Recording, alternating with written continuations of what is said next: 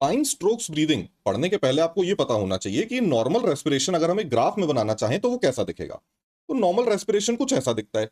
ये जो ऊपर जा रहा है ये हो गया इंस्पिरेशन, और जब ये नीचे आ रहा है तो ये हो गया एक्सपिरेशन। तो नॉर्मल रेस्पिरेशन ऐसा चलता रहता है, इंस्पिरेशन और एक्सपिरेशन।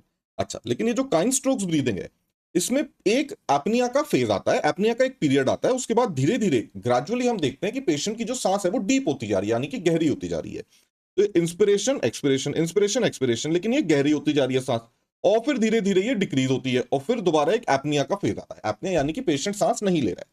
फिर दोबारा सेम चीज देखने को मिलेगी कि पेशेंट का एक शैलो ब्रेथ से शुरू होता है, डीप ब्रेथ होता है, और फिर ये डीप ब्रेथ शैलो होती जाती है यहां पे जैसे हुई, और फिर उसके बाद एक एपनिया का फेज आ जाता है।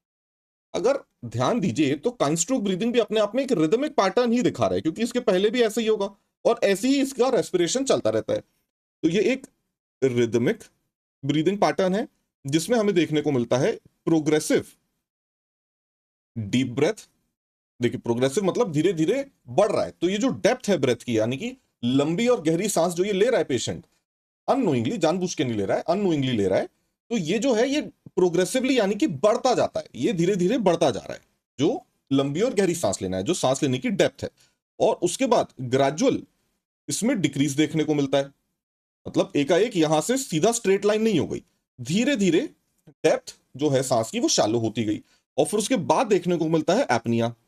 एपनिया का मतलब होता है कि पेशेंट अब सांस नहीं ले रहा है, जो ये वाला हम फेस दिखा रहे हैं जिसमें स्ट्रेट लाइन है, यहां पे पेशेंट सांस नहीं ले पा रहा है, और उसके बाद दोबारा पेशेंट नॉर्मल सांस लेने लगता है, जो यहां से यहां तक धीरे धीरे फिर उसकी डेप्थ इंक्रीज करती है। ये हमें देखने को मिलता है या तो मेटाबॉलिक डिसऑर्डर में, या फिर अगर डिसफंक्शन हो रहा है बेसल गैंग्लिया का या फिर किसी सेरिब्रल हेमिस्फीयर का। तो डिसफंक्शन हो गया बेसल गैंग्लिया या फिर सेरिब्रल हेमिस्फीयर।